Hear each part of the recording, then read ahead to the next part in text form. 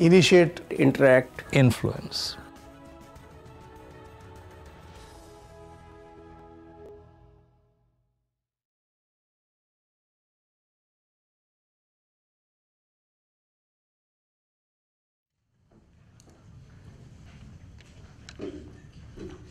नमस्कार। जब यहाँ बलोचिस्तान से आए हमारे मेहमान उपस्थित हों, नैला कादरी बलोच और मजदक, तो मेरे जैसे इंसान के लिए कुछ बोलने के लिए आवश्यकता रहनी जाती, क्योंकि वहाँ क्या हो रहा है, किस तरीके का दमन चक्र चल रहा है, ये आपको बताएंगे। But I thought in this country, I think 90% of the people do not know what Balochistan is. And so I felt that I need to apprise the audience as to what Balochistan is. So I just prepared a small PowerPoint. Why a PowerPoint? Because one has to prepare a PowerPoint when one doesn't know about a subject or one knows too much about a subject. It's for you to decide. But you have limitations of time, so I have to do something. Now, this is actually the picture which you saw was actually a protest in front of Quetta Press Club. This is Dr. Allah Nazar, the preeminent Baloch leader who was in Balochistan, was injured in one of the attacks by the Pakistan army, is now believed to be in Afghanistan or somewhere across the border. I can't comment on it. But this is what is important. ISI, Pakistan, keep harping on Kashmir, whereas they indulge in such gruesome human rights violations in Balochistan, which we have not been able to propagate. What is more important is, what is Balochistan? If you look at this province, this comprises 43% of Pakistan's landmass. So this is what is the significance. We, I think, need to know about the historical trajectory of Balochistan, and this is how Balochistan was under the British. Because we all know how India was partitioned. It was partitioned based on 1946 elections. Balochistan in 1946 did not have a British province or such. There was a very small part of the Balochistan which was directly under the British control, which included Quetta cantonment and a small town. But the predominant Baloch state was Kalat, which you can see, this is the one. And then you had Kharan and Makran and Lasbela, which were basically vassals of Kalat. That is, they were the vassal states of Kalat. And when this proposal to merge Kalat with Pakistan was sent to the Kalat's parliament, Baldesai Saab has already talked about it, the proposal was unanimously rejected.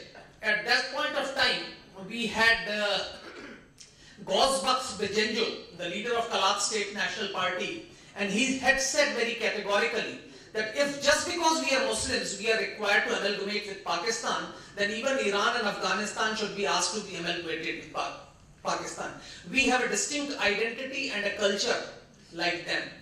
And the proposal was unanimously rejected. He went on to say that they say we cannot survive without Pakistan, but we have the minerals, we have the coast. Can Pakistan survive without us? And they unanimously rejected it.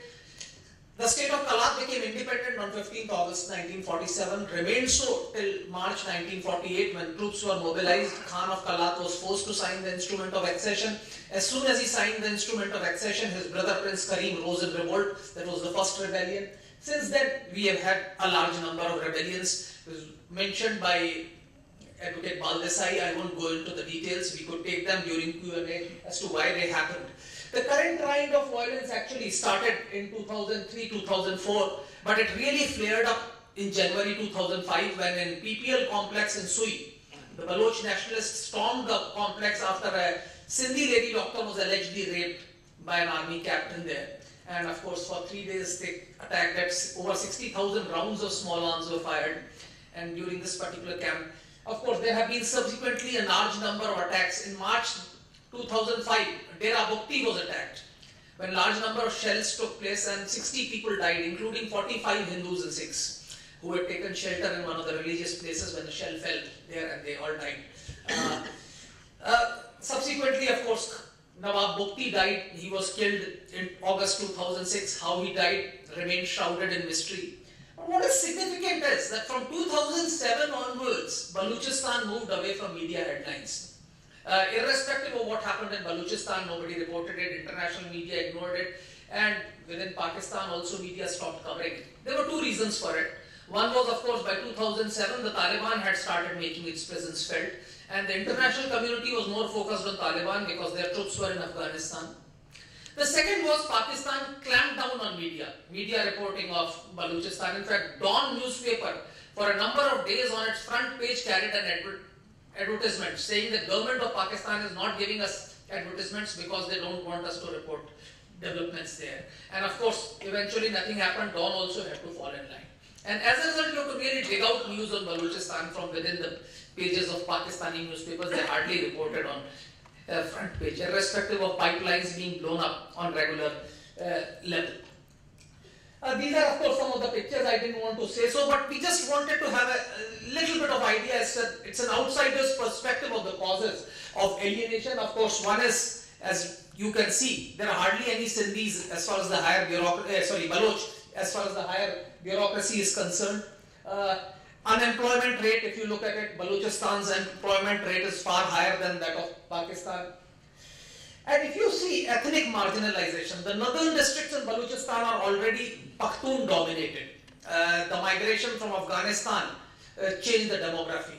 Now, Gwadar Port and coastal highway which is being built, large tracts of land have been bought by Sindhis, Punjabis, from outsiders who are actually non-Baloch. And Baloch have this eternal fear of being marginalized in their own traditional homeland. This is just to show you Pakhtun and Baloch part of the province, because the province, or the northern Balochistan, is overwhelmingly Pakhtun.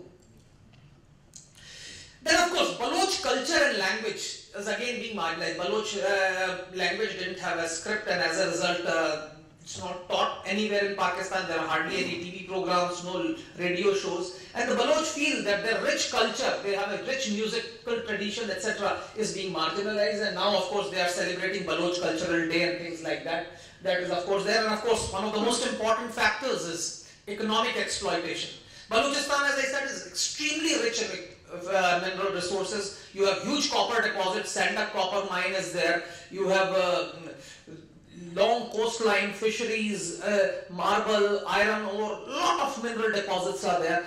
In fact, bulk of the natural gas and petroleum which Pakistan gets actually comes from Balochistan. But despite gas being mined in Balochistan, piped gas was provided to every major city in Pakistan except in Balochistan. And it came to Balochistan only when a cantonment was established in 70s. And then the piped gas was brought into Balochistan. So that is the level of economic exploitation where resources are exploited and taken to other parts. Of course, this is Nawab Khairbakhsh Mari's statement. And of course, nothing symbolizes Balochistan's exploitation more than Gwadar Port. As I said, this Gwadar Port is being controlled directly by Pakistani government. The people who are working are all outsiders. The land along the coastal highway has been actually usurped by others. The state response has been extremely brutal, as was shown in the movie right in the beginning. Thousands of people have been picked up. When the missing persons case was taken up by the Chief Justice was removed. They have tried to divide the people.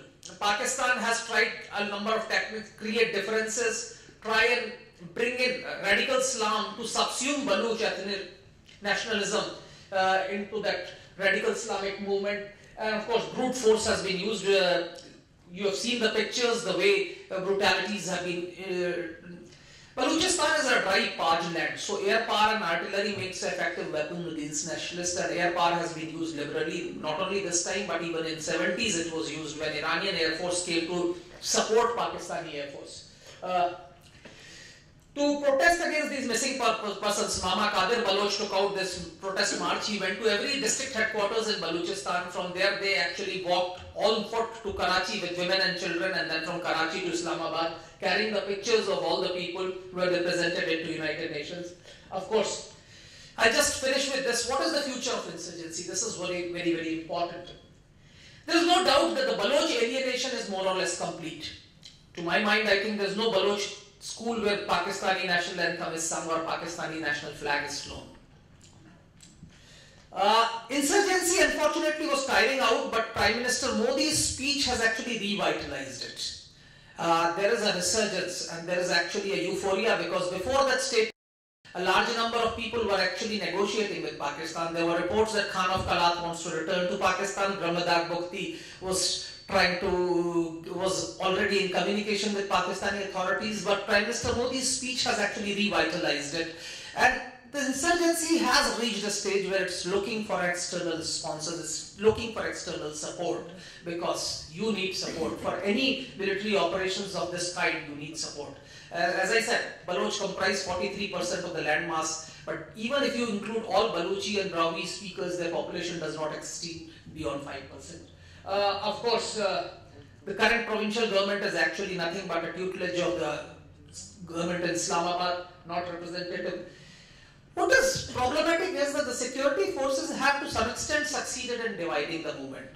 There have been certain divisions. You have groups led by traditional Sardars who have a feudal orientation, that you have people like Dr. Allah Nazar and Nairaji, etc., those who actually represent the Baloch student or intelligentsia which are actually fighting it. And I think a time has come where somebody needs to broker a peace amongst various groups, bring them onto some common platform so that this fight can be taken forward. What is happening? I won't get into your place because she would be able to speak better, but this is the former Chief Minister of Balochistan, Ataullah Mangal, who had stated that this could be our last battle. At the end of it, either their soldiers will be standing alive or we will. With that, I find out. Thank you so much.